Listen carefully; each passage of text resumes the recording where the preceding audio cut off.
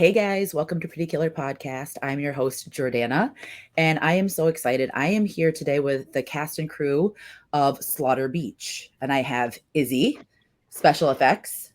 I have Dan Davis, the writer and director, and I have Amy Lynn, the Scream Queen. How is everyone doing tonight? Great. Sweaty. Not sweating in every single place that we should be sweating. No. I mean, just a little bit, maybe. Just a little tiny bit. Yeah.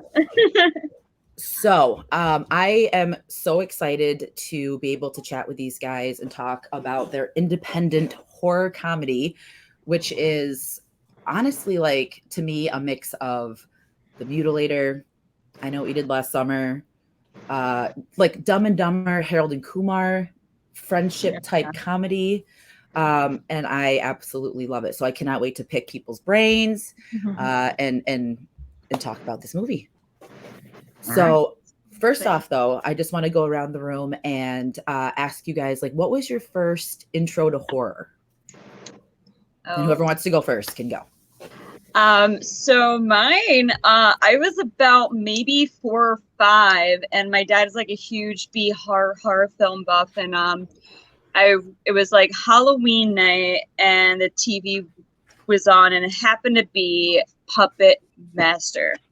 Ooh. And that was the first horror film I ever watched. I was 4 or 5, and one, I was scared, but at the same time, it was just done so stupidly. Like, it's stupid in a good way, to the point where I'm like, Dad, they're really funny, and he's like, where'd you come from? So like that's kind of like where it started for me. I just love like the gore and stuff, and just like the like slapstick comedy that goes like with like B horror films and stuff too, just like the camp and stuff. So it's kind of like where it all stemmed from. And look at me now.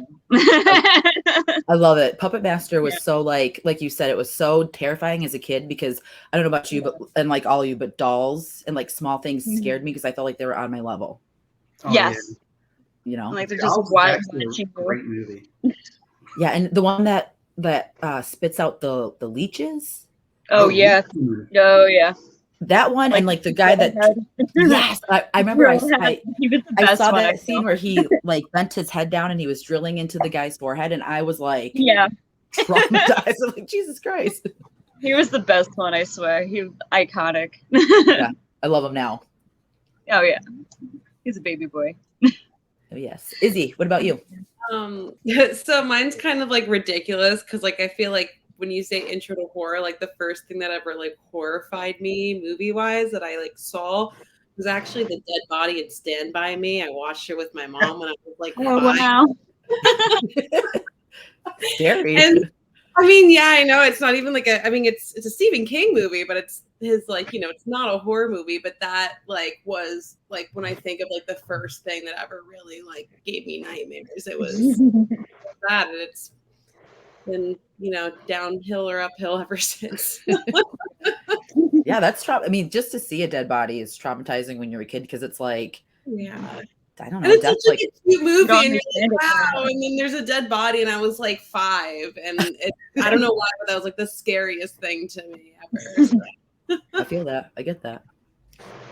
Yeah. What about you, Dan? Me? I think well, I talked to Sledge Horror about this. I think my first horror movie I remember was watching Ghoulies 2.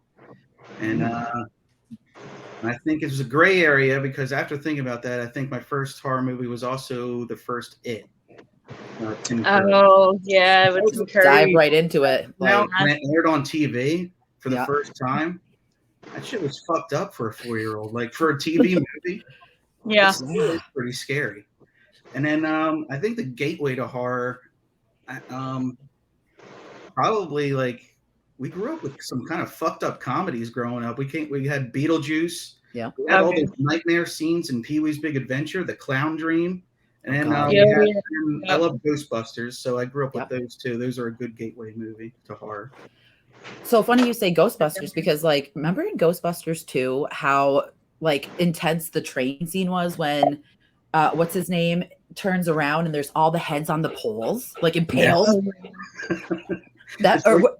That voice too, when he's like, Winston. So And then everyone else, it's like, okay, I'm out of here. Yeah. Like, that would be my reaction too. And like Ghostbusters is so, PG rated. It's really not that scary, but that There's some really like creepy moments in those movies. Yeah. And oh my God, what was the other? I don't like eyes. That's like my weird thing in horror is like white eyes, red eyes, glowing eyes. Mhm. And when Janos turns down the hall and he turns his lights on, Oh yeah. remember like through his eyes? Even the Scolari brothers, when they had those glowing like white eyes when they came out in the courtroom. Yes. I love Ghostbusters so much. Same. That's the best. Yeah. So, I mean, I asked about like your intro to horror and you Dan told us about your first movie. Oh no. Amy. Amy. Oh no. There we Hi. go. Welcome back, Oh, Amy. that's okay. We're just shuffling around to keep everyone guessing where everyone's going to pop up. Yeah, there you go. Be like one of those skip puzzles. Yeah. Where am I going to go? So Izzy and Amy, what were your first horror movies though? Like ones that you vividly remember, sat through the whole thing? So first ever horror movie I vividly remember sitting through, like very first, was Pet Cemetery. Oh, yeah. Another one that like I was a scaredy cat my whole childhood, so like that I couldn't even handle that. But I did Zelda. Oh my god. Like, did not Zelda not like haunt your dreams after watching that? Oh my god, yeah. And the little kid, like Hey. the person I see even like a glimpse of something on the TV, and it would be in like my nightmares. Like even actually I watched like Scary Movie was one of the first like scary movies I ever watched, and the fake ring girl from Scary Movie scared me before I even watched the actual ring. That's awesome. I'm laughing because I know that's Amy's like most terrifying moment is Zelda. Oh my gosh, no, I have to skip it. It is absolutely terrifying. I just can't sit through it. Like I get creeped out, nightmares, everything. It just, I don't know. Sometimes I'll troll her with like Zelda memes online. Just when she wakes up, like Zelda's on her phone, just looking. I hate it. So scary. Stop. And like it just when you I feel like when I watched it, when I closed my eyes, I saw her. Like when I watched The Exorcist, all I could see when I closed my eyes was Reagan crab walking, or her like green yellow eyes. It just stuck in your brain. The worst things ever. Yes. Scary, spooky girl in a movie. Mm-mm. Hate it. I always pick her as my favorite final girl because like to be possessed by the fucking devil and to make it, Yeah. like you are the final That's girl. true. Yeah. Linda Blair. The way that movie gets to you is it gets under your skin. Like, Yeah. like you don't even have to like believe in a religion or anything. Like, but when you watch that movie, like you think it's real. Yeah. And even to this day, it scares me. Like, and I'm 37 and I'll still watch it. And I just get that same feeling of like, not helplessness, but just like, what would you do in that situation? Yes. Like if that was your kid, if that was you, like how it would, just such a wide range of emotions, but such a good longevity for a horror movie. Exactly. Mm-hmm. Yeah. My kid just waved. She was walking by smiling. What about you, Amy? So the first one I actually sat through all the way instead of it being on TV was Poltergeist 3. Oh. That old man terrified me. That was the only time I ever watched it. Will not see it again, even as an adult. And I'm like, it's a shame because that's just how the guy looked. Yeah. Like, and I'm like, that was even more scarier that a human could look that scary just on its own. Like that was even the most terrifying part. So that was like a good start. Into adulthood, whatever you find scary as a kid, like. Yeah. But like he's another one of those characters that's just so like perfect for the part. Like no one other person could play him, but he's so terrifying. He just looks that I don't scary. think he's in anything else. He's just in those two movies, and then disappeared. Yeah, Yeah. and that's how he's remembered. Like I would not want to be remembered as being the most terrifying man you've ever seen.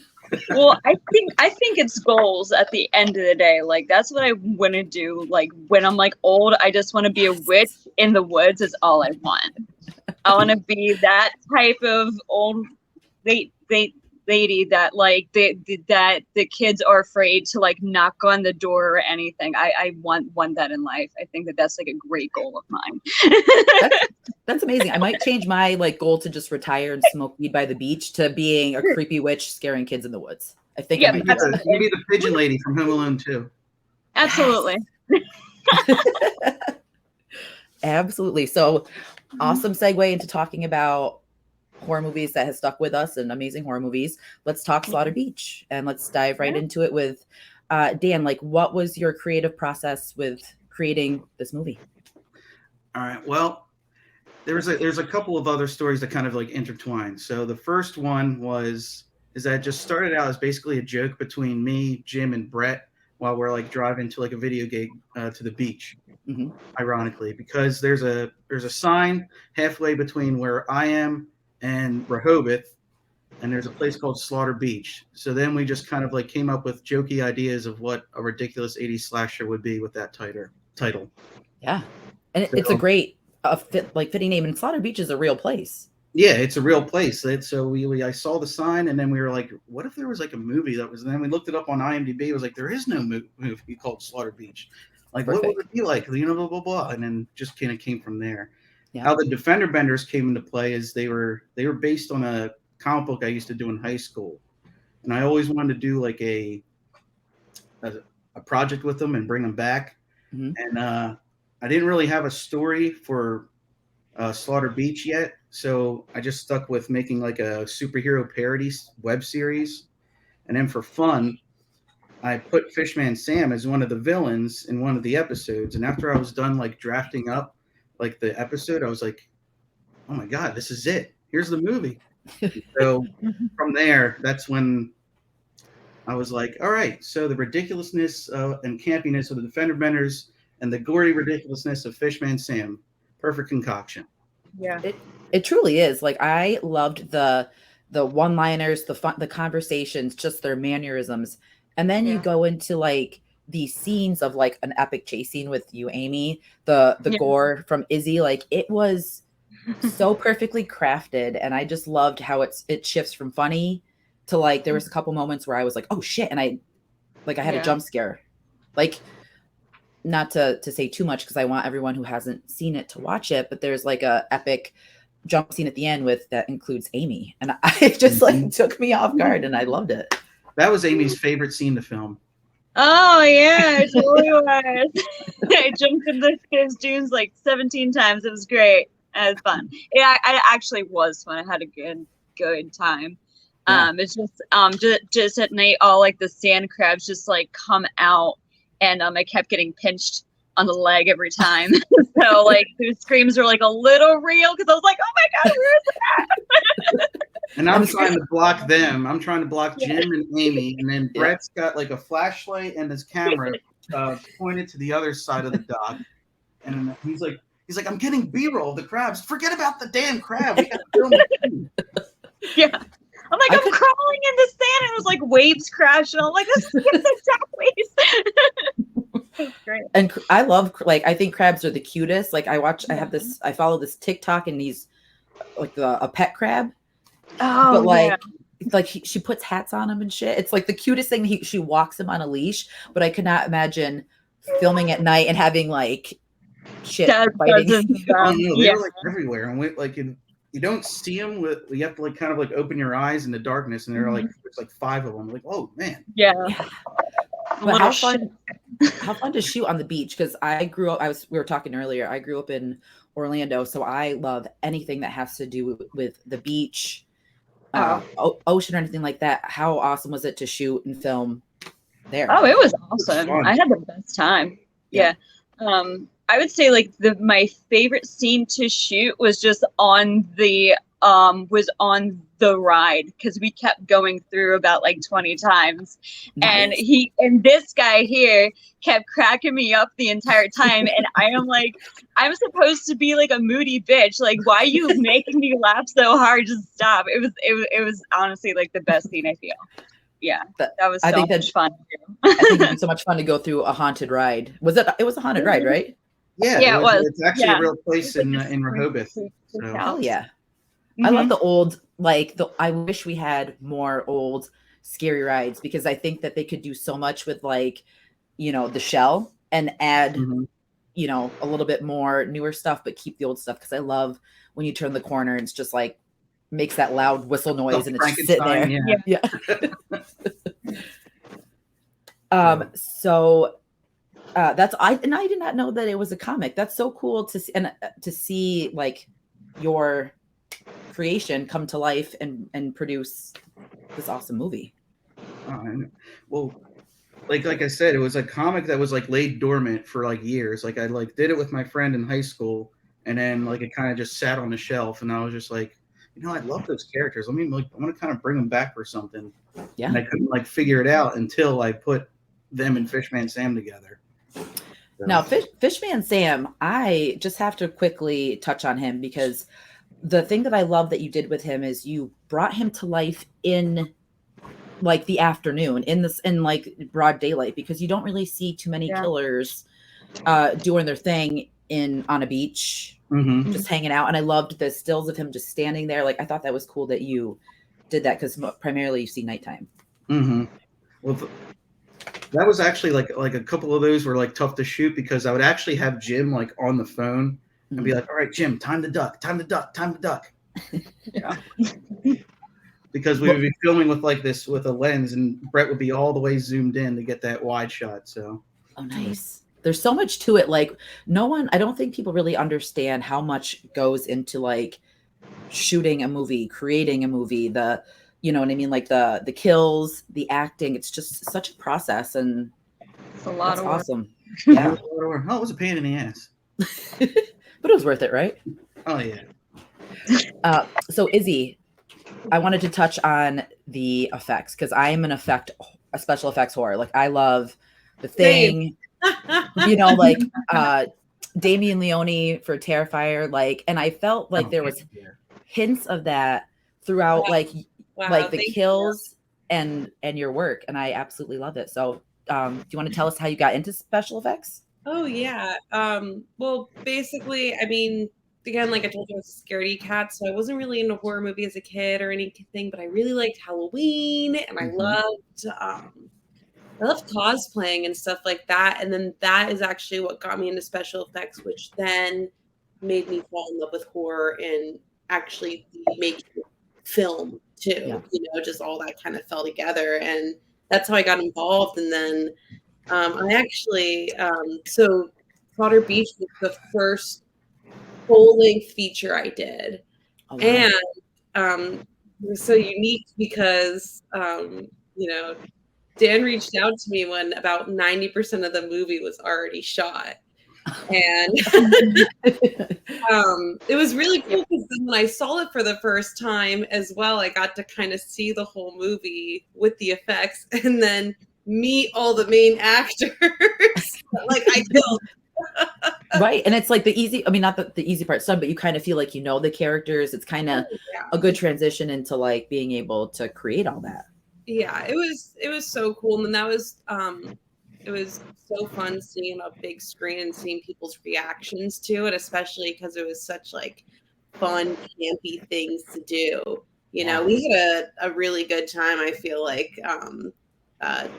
with Dan and Brad. I know Amy. We've known each other very well. We ended up becoming like pretty good friends after it because it was just like special effects is always just fun to do. So I feel like whenever we were doing that, it was a good time. But I always watch and how much time and effort goes into something so quick because you know what I mean? Like one of my favorite kills from the movie, and I don't want to, it'll be a spoiler. So anyone listening, if you haven't seen it, one of my favorite kills is the face getting ripped off. That's mine too. That chef's kiss. I was like, Yeah. I can appreciate a good kill when it happened. I went back. I'm like, oh, Yeah. it's amazing. Everyone loves that one. That And that was I think that's the best number one. That was a Me full too. night of shooting for like a couple seconds of that, but it was like seeing it in person, we were dying. It was absolutely brilliantly done. Yeah, I bet. so fun. That was a great time, and just like and then like with that all like the sound and everything, like it looks, you know, it's still funny and scary and campy, but shooting that was hilarious. It was a great time. Because like every time we had when we were taking the face off with the fishing reel, it was coming off in so many different ways. What you saw was pretty much the last take, and we were like, "Oh my god, that was it!" I got it finally. Because it was so effortlessly, just like the angle. It was so goddamn good. I loved it. Yeah. There was one time like we did a take and we were reeling in. We actually used the real fishing pole to reel the face off. So yeah, we give it that. Make it authentic, you know. Yeah. Now there was a time where it just kind of like clumped up and twirled onto it and didn't even come off. It was so funny, and the couple that was in it was an actual couple, and it kind of made it even funnier. Yeah, they were great. They were fantastic, and they responded like maybe like 3 days beforehand. I was just like, all right. I was like, okay. I put an ad up being like, okay, need people to kill. Who's interested? And there was the girlfriend who was, you know, the face peel, but it was the boyfriend who found the listing and volunteered his girlfriend to do it. Hey, I would be so if my husband volunteered for me to get killed in a movie, I would like remarry him. I'd be like, I fucking love you because I want to be killed in a movie. I don't think I could ever act, but hey, honey, would you like to die? Sure. Yeah. Just cut my head off. Just pull an Annie. Just chop my head off. I definitely think that was my favorite effect to do, just because it like on camera ended up looking amazing, but just the whole process of shooting it was just so fun and like hilarious. Just she, you know, had to just kind of screech in slow motion, and like reeling it in takes a second. It's just so quiet and slow. We all have to stand there and just watch. Because there was like so much of like an awkward like exactly like yeah, just keep screaming. Coming off. There's at least like 15 awkward like seconds of her just doing a scream all the time to get the reel like set up. I don't mean to crack up, but I can just envision just like a yeah, that's what it was. It was so funny. So and just to have like such a good memory behind it, and then seeing it on screen and have it like come out so good is so satisfying. Yeah, how amazing too to see it on the big screen. Like I would love to see independent horror movies more on the big screen. Like I got to see Terrifier on a big screen, and I was a fan of that when it first came out. So being able to see it like in an IMAX in your face with like all the effects and like, you know, a ripped vagina, like it was amazing. It's very fun indie horror in theaters. Yeah, totally. So Amy, your opening scene, like how awesome was it to be like a scream queen and to be like the opener? It was a dream come true, to be honest. It really was. Like my inspiration really came from Jamie Lee Curtis, of course. Like I loved her since I was a kid, and like I just like her like comedy attitude, but then like her seriousness and then like the screaming on top.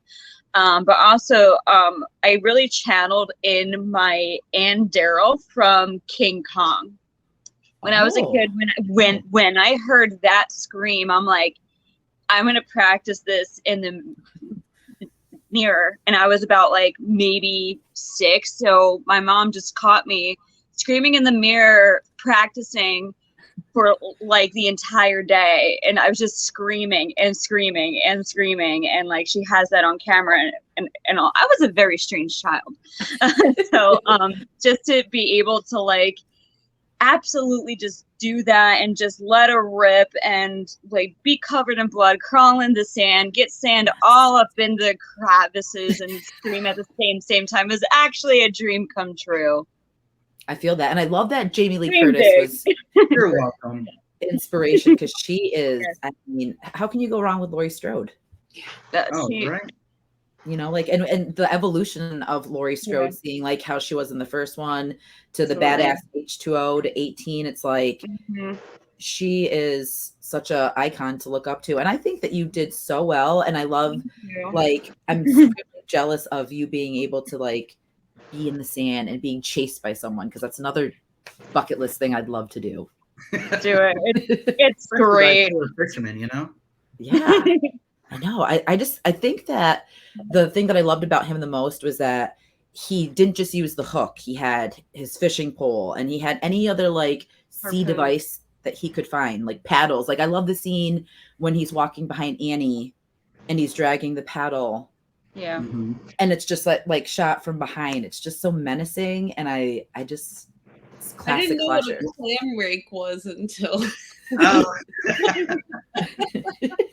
Good old teeth. Oh gosh. I know. I didn't know that it was a clam rake either until I saw like an IMDb clam rake victim. And I was like, oh, okay. when Dan reached out to me about it, I was like, a clam rake? Like, how did Like, you yeah, know clam what rake. that I was? don't know what it is either. But it's awesome that you like used it and actually brought something new to the table, because No, sorry. Go ahead. no, it's just it's refreshing to see new Yeah. things got to kill Yeah, people. we wanted to keep it like we wanted to keep the kills fresh. We didn't want to Yeah. keep like using like the Yeah. same old thing over and over again because it would Right. get kind of boring.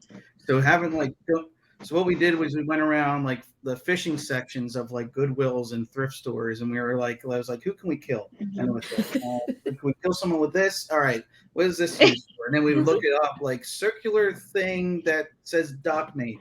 I was like, okay, this is the thing that actually like pulls in the boat when you're trying to dock it. You would hook it on the post and pull your boat in. Yeah. And that's what we used that to kill somebody in the movie. Spoiler alert. Yeah. Yes. I didn't want to give away too many kills because like I said, I want people to see this, but like, yeah. it's not like you can't talk about them because they're epic kills. Yeah. They're amazing. And so the music too, I love the soundtrack. I love all the yes. So how did you connect with and who did the music?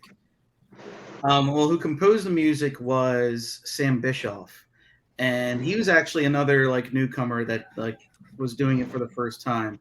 Now I had no idea. I thought he actually knew what he was doing because like everything he would give me was like brilliant. Wow. And because I put up like just put up an ad on film.org, and then he responded to it, and he gave us like that John Williams mixed with John Carpenter like type vibe, and I'm like, dude, you got to do this movie. Like And John so Hill. the way we did it is we would go through the movie like in Zoom calls like this. This was actually during COVID when we worked on the score. So we would go through the movie, and I'll be like, all right, so this here, this is a marker, this is a marker, and he would just like a little like genius mad scientist would be writing down like little notes and like note ideas and everything. Yeah, he was awesome. He was actually going on to like do other scoring because he actually like loved it from this project. He was just a music geek that was trying to get involved in something. well, it seemed like a fun atmosphere and environment with you guys, you know what I mean, like filming. So I'm sure it was easy for him to kind of channel the vibes of the music because, like I said, there's so many times where he's so menacing and the scenes are intense, but then you have like the fun, like goofy side, and then and like even the transition music where it's kind of like beachy, like ska, like ska punk music. Like it just really added to the flavor of Slaughter Beach, and I feel like it kind of just tied it all in. Oh well, the ska punk thing that we used during that the thief chase scene, that's actually done by a famous TikToker named Ska2 Network. Oh, yeah, he's actually in a band called We Are the Union. You said Ska2 Network? And he does like ska covers of like the most mundane stuff, and it's like hilarious. I love it. I love ska music, and I love punk rock. So it's a happy marrying in between. Oh, absolutely. And the band who opens the movie for the title screen, they're a horror punk band called the Jasons. Jason's. So check them out too. I definitely will have to. They're They, They're really good. They all wear Jason masks, and they all do nice. like Screeching Weasel type pop punk, but it's all lyrics about Jason movies and horror movies. That's like right up my alley. Like I love Jason Takes Manhattan is my favorite Jason movie. So I don't really have too much street cred on the Friday the 13th franchise, but I love the cheesiness of it. I love that they took it out of Crystal Lake and brought it to New York City. I think that's an underrated movie too. I mean, the fact that like 80% of it takes place on the boat is no problem to me. I mean, I made a sea-based horror movie too. Yeah, and you did it so well. And like and working with like your environment, because like one of my favorite kills from that one is the disco scene where the girl's running around and she's looking all over the place and the camera is going crazy. Yeah. And then Jason's right there and then picks her up and just chucks her across the dance floor. Like there's a lot of really good kills in Manhattan. Like underrated. I think people give it a bad rep. It's so much hate, and I'm such an advocate. Hell, on the other hand. Oh. Jason X too. Jason Goes to Hell was another movie where I was younger and I watched it for the first time. And my mom was like, at this point, she's like, rent whatever you want. So I got it and I brought it back. And do you remember like he takes the heart and he eats it? Mm-hmm. I almost puked. I was like maybe 8 and I'm like, bleh, bleh. I started to cry. My mom's like, taking this back. No more scary movies. My mom would be like that too. That's why I would get most of my horror fix from my grandfather, because we would he had a video store when I was growing up, so we would always like rent a horror movie or something from his store when I would stay over his house, and or we would stay up late and watch Joe Bob Briggs on TNT. Oh yeah, love me some Joe Bob. Mm-hmm. So what was your so back to oh my God, Fishman Sam. Now, you said that he was back in the comics, or that was not, he was not a part of the comics. The Defender Benders were part of the comics. Yes. Fishman Sam was concocted during like the jokey conversation. He actually started out as a pirate. We thought like having a ghost pirate would be the main villain. And we were like, nah, that's too much kind of like the Fog. Like we want him to be kind of original. Yeah. Why don't we make him a fisherman? No one's done a fisherman before, right? Oh wait. Oh, that one. But at least we didn't get like repetitive fish, seamen. That's true. And then that was horrible. I'm like, I'm 12. I'm like, yeah. I know. I thought about that right after. I'm like, okay. But we based the look on like those creepy like wooden statues that you see in the beach shops. Yes. Like I always thought those had like a creepy vibe to them, so that's what I kind of like based the yellow hat and like the brown coat on. Yeah, the slicker. It's very nautical. And the big gray beard. So we went to my husband and I, for our honeymoon, we went to Halloween Horror Nights in like 2016, and they had a scare zone, Dead Man's Wharf, and it was like a crashed boat up by where Jaws used to be, and all these fishermen with like gnarly barnacles, like all draped over them, and like old Old Greg. Is that the like when you would go underwater, like what'd you say? I say like old Greg. Yes, like old Greg, but not funny, like super creepy. But what is the word I'm looking for? Like when they would go underwater and they'd have like the metal helmets. Oh, I forget what those are called. I did so much like research on everything. I know when I could like put that on someone's head and like rip it off, Yes, like something like but that. I know what you're talking about. It has like the opening, the window. There's probably like, people that are going to watch this like it's like Captain Cutler type thing. Captain Cutler. Let's do a little research right now. Yes. Yeah, I'm trying to Google as I'm talking. Like, what is that thing? It's like a deep sea diving suit. Yes, like and it's like metal. I know it's like older, but so they did that so well, and that was our favorite scare zone of 2016. And then we went last year, and they had Dead Man's Pier, which was all like this main sea town, and this woman was like playing a violin, summoning the ghost in, and it was just fishermen and slickers, and it was the most beautifully done house, and I just love that sea take on it. All right, guys. What is it? You're not going to believe this. The official name is diving helmet. Oh, Jesus. But the actual suit is called an atmospheric diving suit. That's the actual like suit. That sounds that's so fancy. Yeah, atmospheric. How many farts can I drop in this atmospheric diving suit? Oh my God. We're learning things. We are, and maybe creating new ideas for like another movie. I think of do you remember in Scooby-Doo to the live action? Oh yeah. Captain Cutler was his name. Yeah, that was the guy. Yeah, he was in the first episode. Yeah. Well, now we learned, because whenever like I can't think of something, that just completely goes to like another state, and I can never think of it. Like remembering someone's name, a character's name, I can never, if I'm focusing on it. No, I can never do it.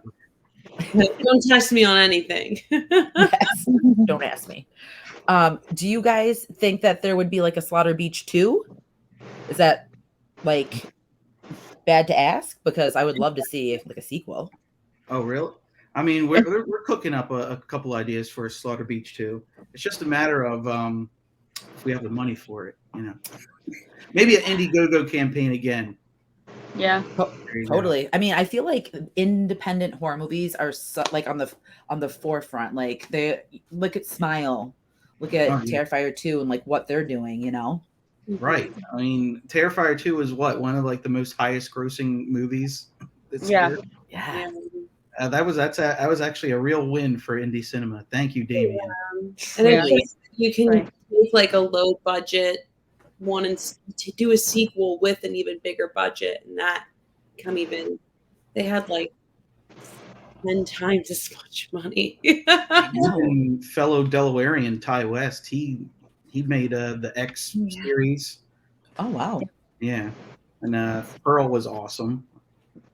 Pearl was great. Yeah.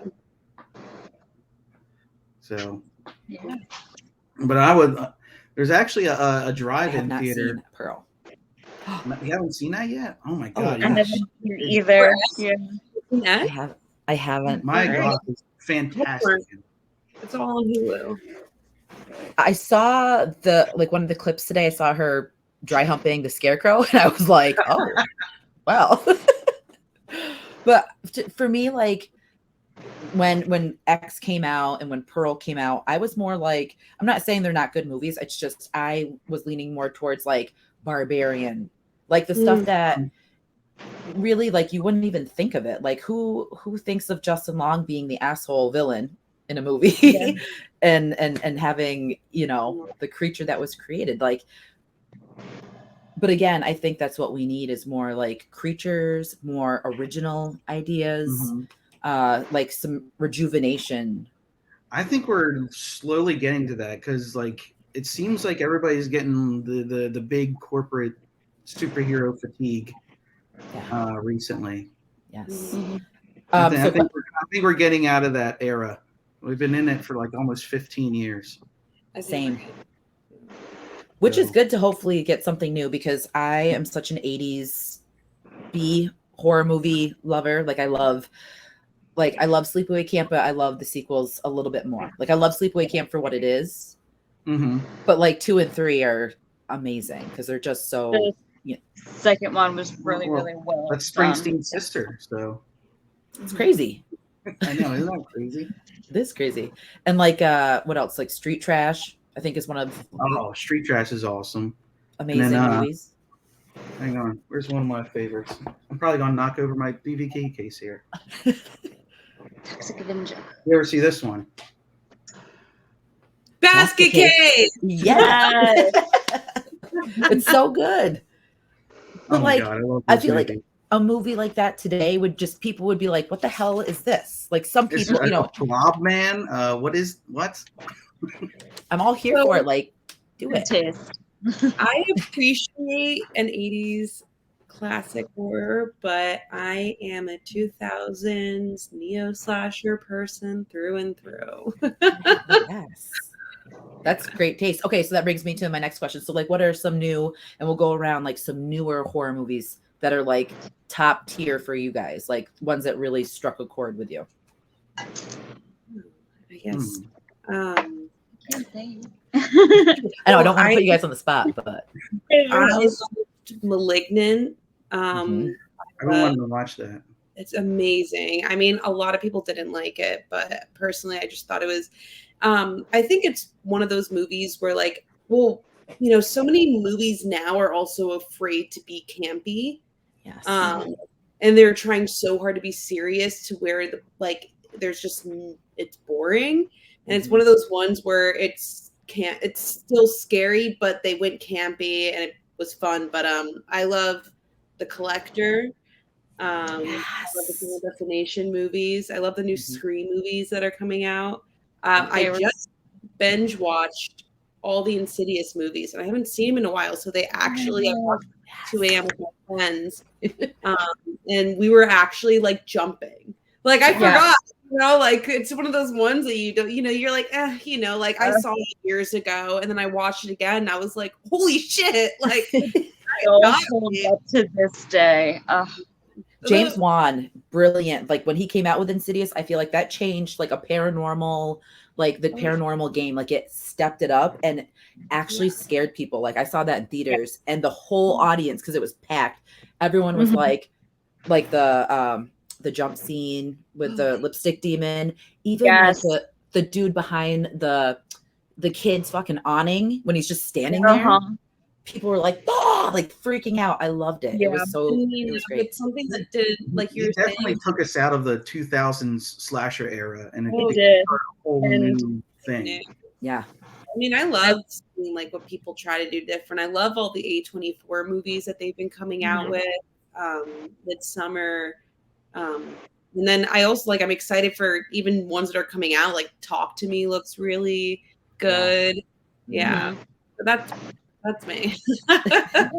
Great picks. I love every single one of those. Yeah. Ditto. Anything like James Wan, I just feel is just so awesome and different. And his films actually made me scared to the point where I kept like the lights on at night. Yeah. And that's what, to me, I'm like, no, that's horror. Like if it scares me, like and it's there. Conjuring actually scared me to death, like the first one. Mostly because it's based on like true events and things, and I actually read like the Warren books and all, and just became so obsessed and like enthralled with like their like stories and like what they went through and just like what cases like they helped with, and like the whole like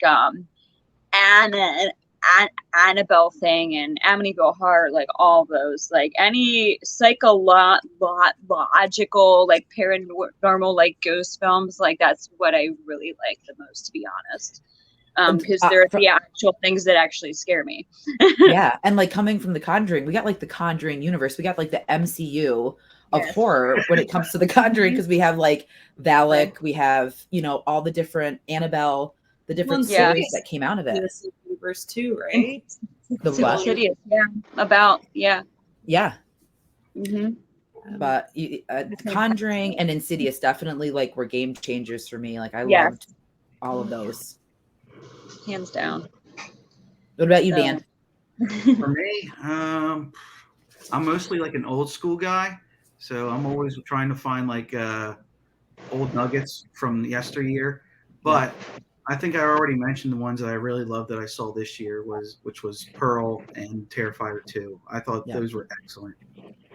Totally.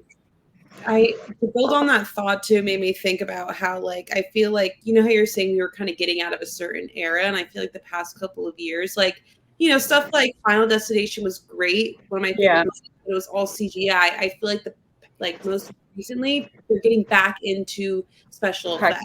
More out of CGI and appreciating special effects again. Like they, people would say like, oh, CGI is taking over everything. I think people are stepping back and they want to see physical stuff done. Things actually being there.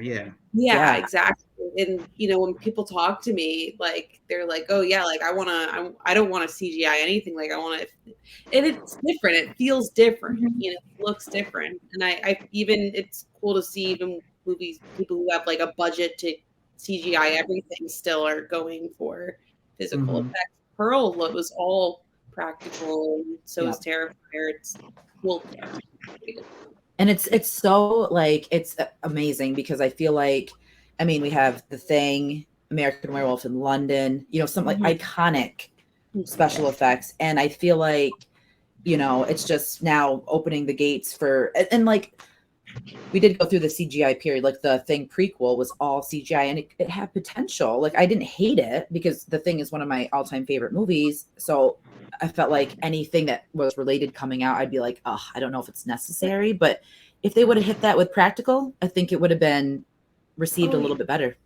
I think it got caught in that CGI rut that was happening for a couple of years. If you saw like the Piranha movies, like, you see the original, it's all practical. And then, one came out mid 2000s like it's all CGI. One with, I believe it was with Baker, right? Most recent one, that was all practical effect. It like there's just that time, like that bubble of like everybody wanted to use CGI for their horror movies, and it just, I mean, I get it. I mean, it's not like I'm not going to tell you what to do with your money, and I guess like it's a big production thing, but I would have just been like, I want my money to go towards practical, if possible. And there's times where right. What'd you say, Dan? I said the Sharknado craze. Oh God. Well, even like I just rewatched the Jaws franchise, and Jaws is another one of my all-time favorite movies. But I also do have this love and appreciation for the sequels because they're so ridiculous in their own sense, but I love them. Like they remind me of my childhood, and like watching when the shark is just doing this because it's a practical and he's just going and then like in 3 when he's zooming towards the fucking and they got to stab him with the boat. Yes, you know which one I'm talking about in 3, which 2 I found out that they were all like coked out of their mind doing Jaws 3. Or when they stabbed him with the boat. Obviously. Like, but how like crazy to be in a production with a shark at some point, like a real shark, and be coked out of your mind. I'd be like shitting my pants, really scared of it.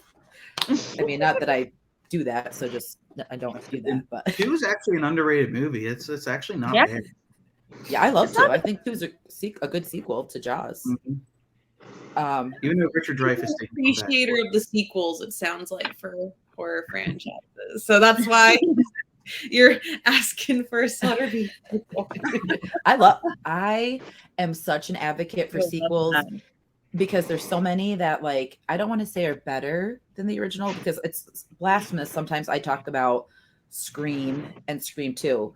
Like Scream 2 fluctuates for me for my favorite because yes, Scream changed the slasher game and brought us the 90s era of I Know What You Did Last Summer, Urban Legends, every single slasher movie we got.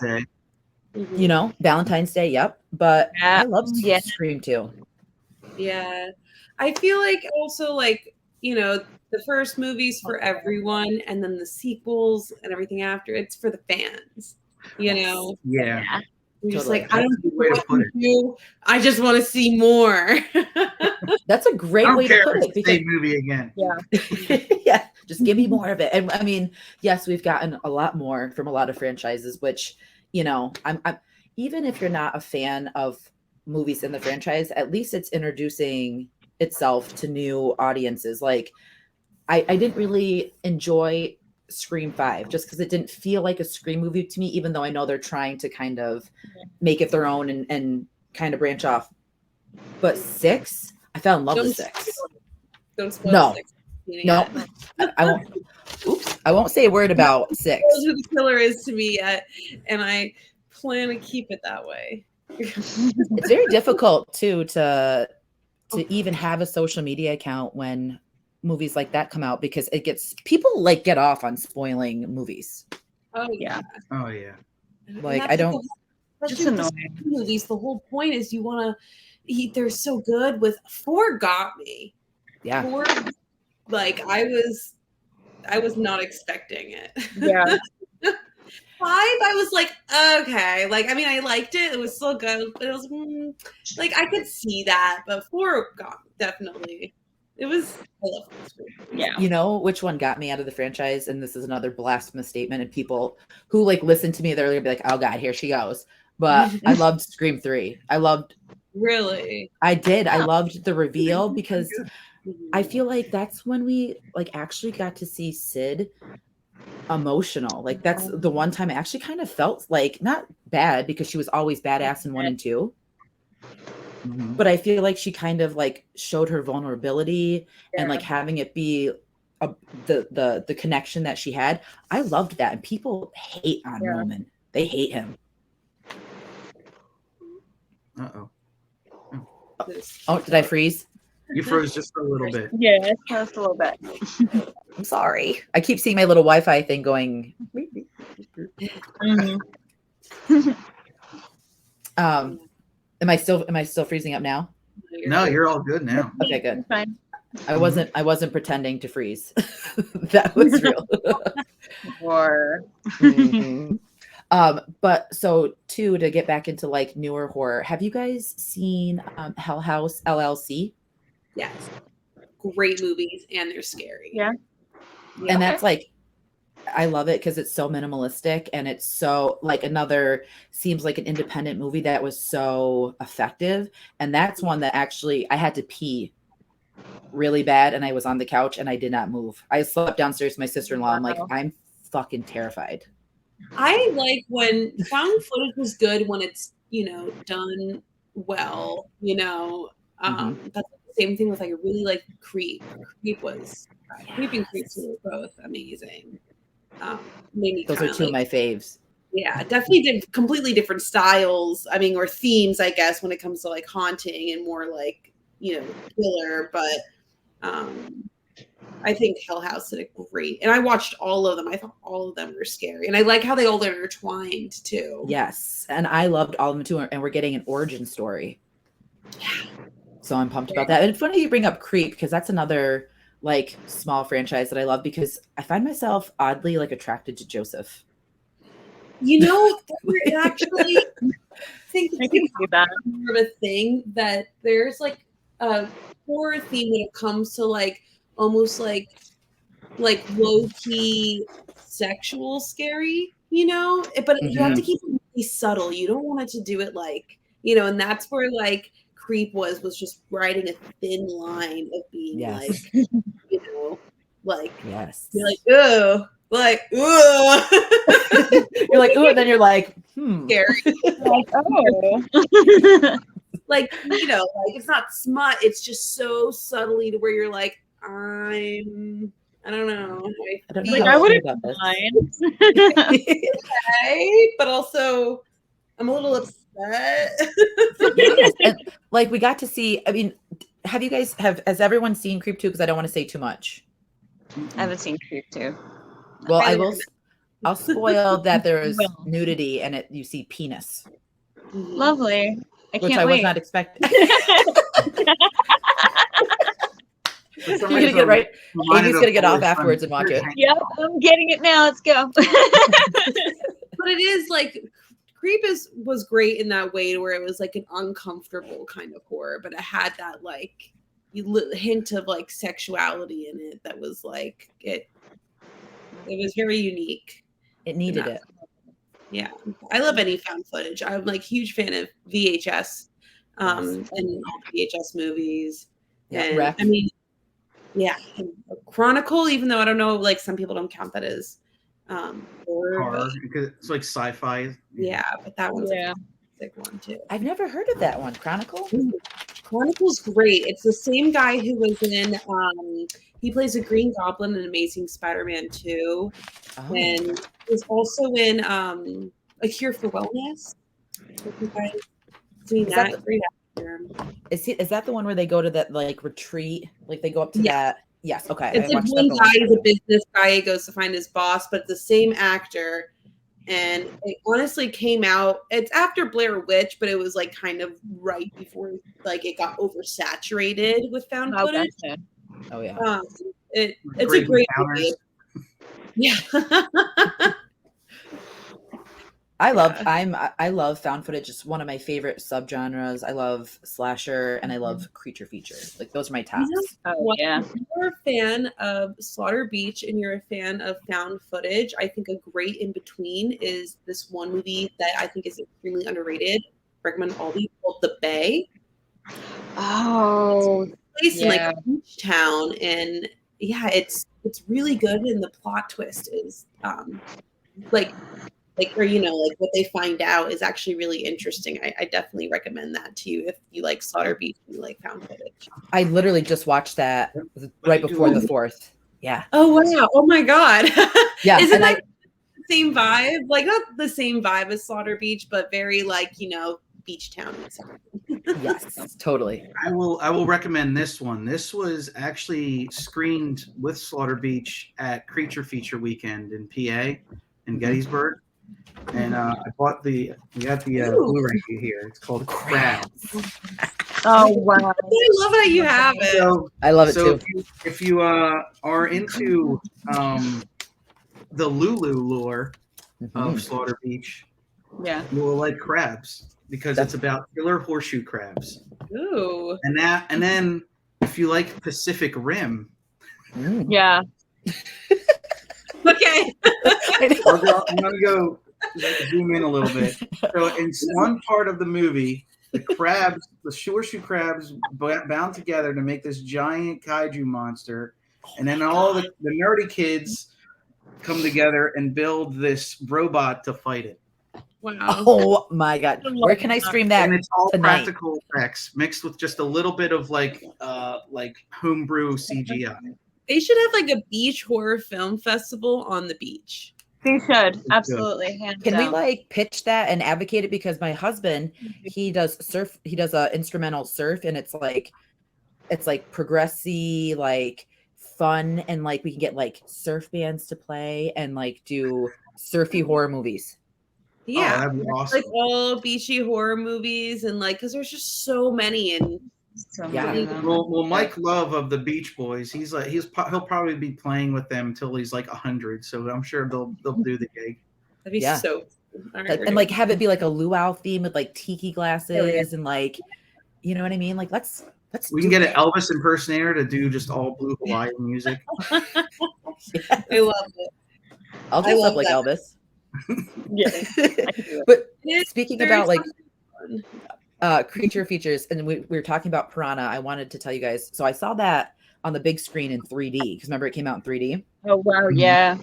And they had like the dick like come out, and you're wearing your glasses and Gary O'Connell's dick. And I was so excited. My husband's like, "Will you fucking chill?" I'm like, "I'm so excited that they did this." Yeah, That's a great part. See, this conversation's come full circle. It started with Stand By Me and ends with Gary O'Connell's dick. Yep. Absolutely. I don't want to say it blew my mind, but I was just like, I cannot believe like this is happening. And then we got like Jackass in 3D, and then you had like Steve-O's balls and all the dicks. in your face. All the dicks. So many. Slow mo dicks. Dildo dicks. My God. The funny thing is when I first saw that movie, that's the scene. That's one of the first scenes that I like turned to because it was like on like Stars or something when I first watched it. I watched that with my grandpa because I remember it was like streaming.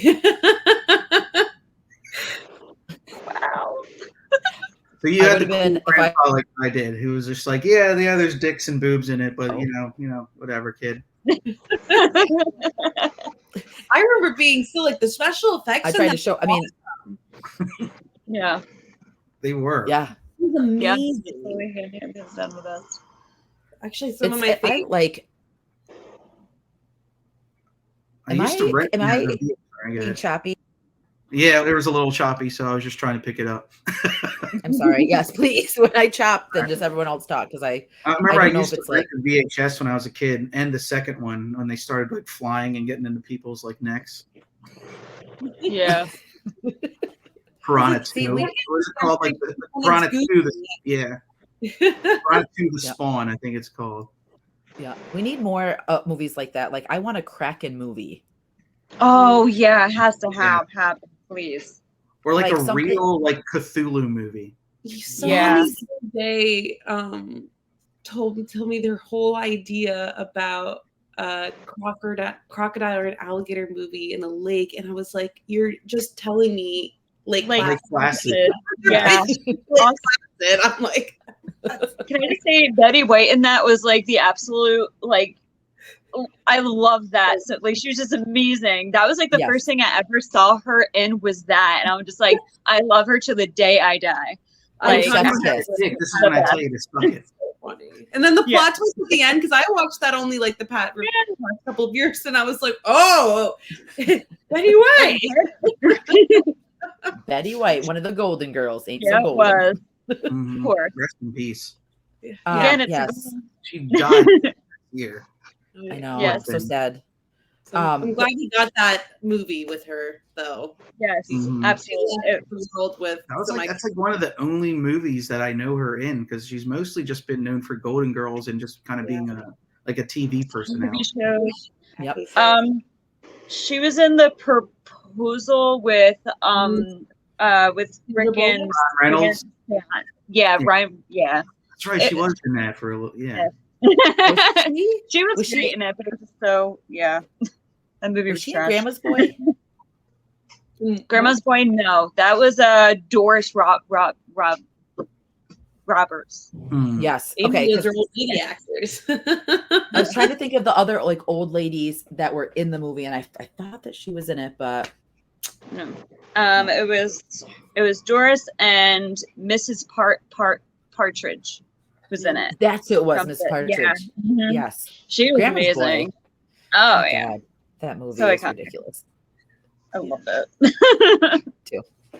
That's how I feel.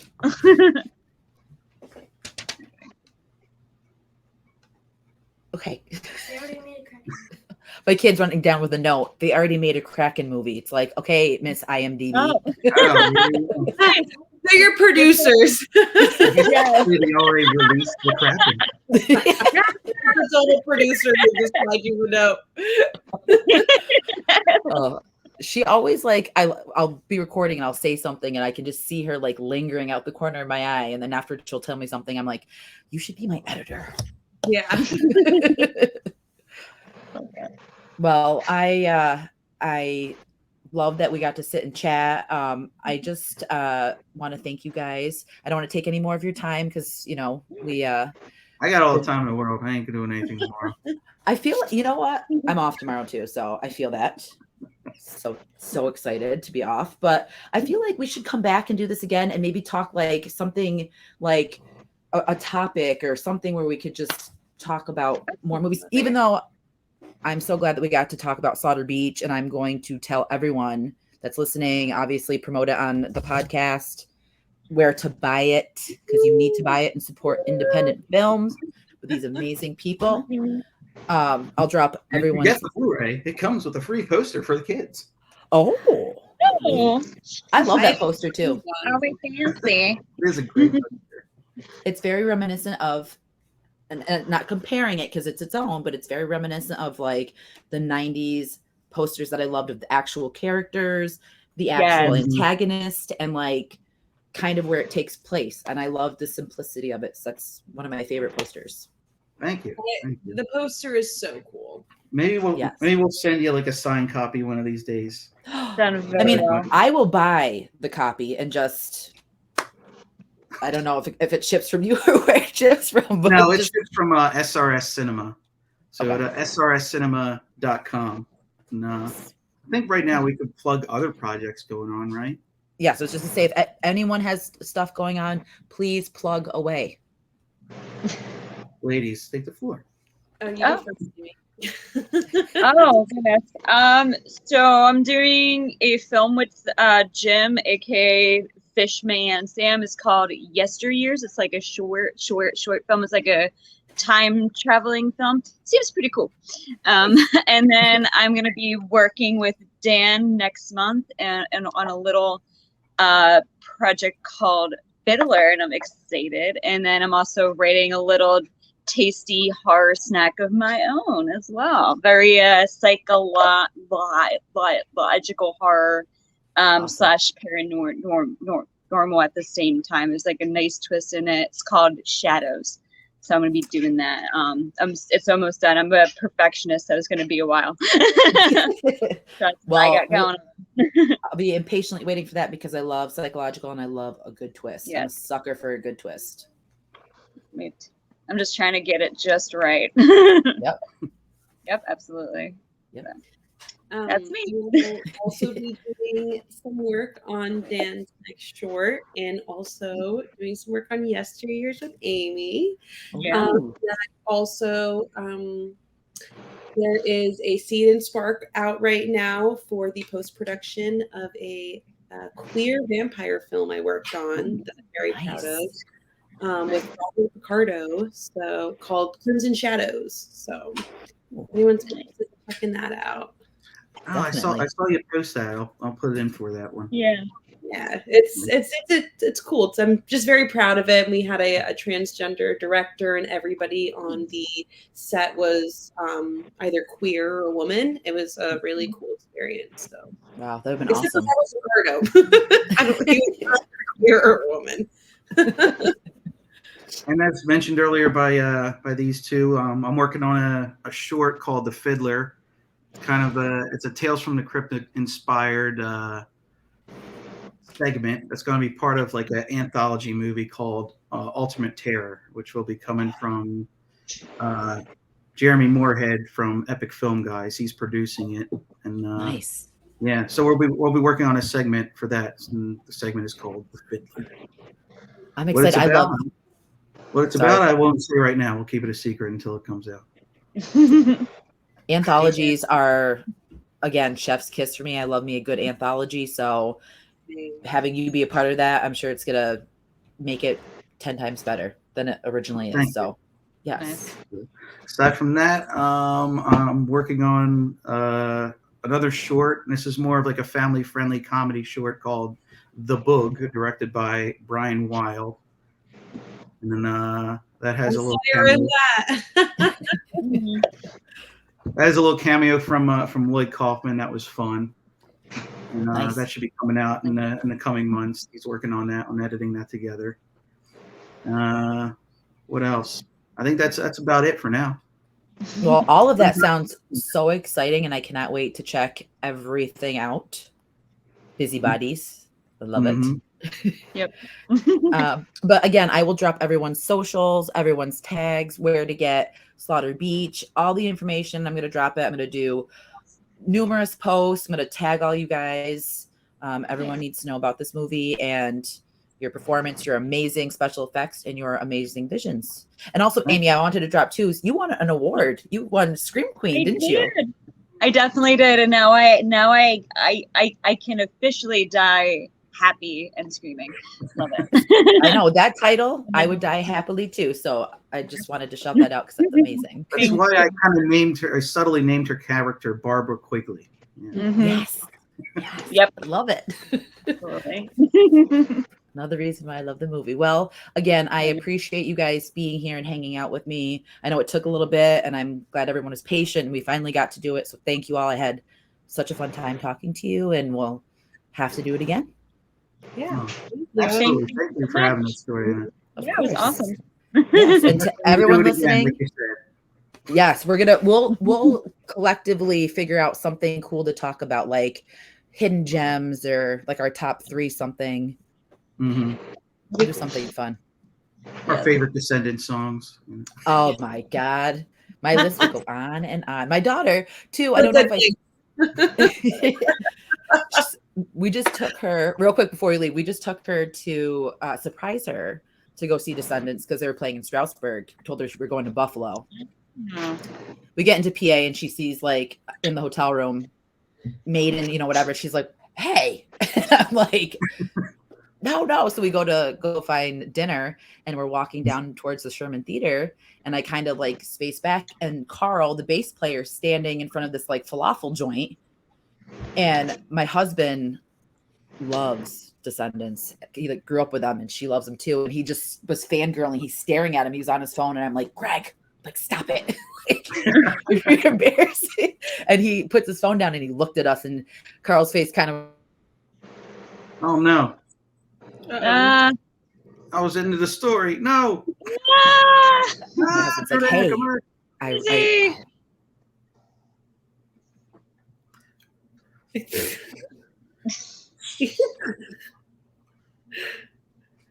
oh, Oh no. yeah, maybe You're back. That's a story for You're next back. time. No, retell the story. All right. So. Sorry. Anyway. Oh no. It's hard for the ending. We'll never hear the end This of is the recording. Anyway. I see Izzy. I see Dan still. Okay. Yeah. We see you again. Okay. You. We'll save the Descendants story for the next time because this is obviously my cue to Alright. get the fuck out of Yep. here. But Yeah. again, It was thank you a guys. pleasure.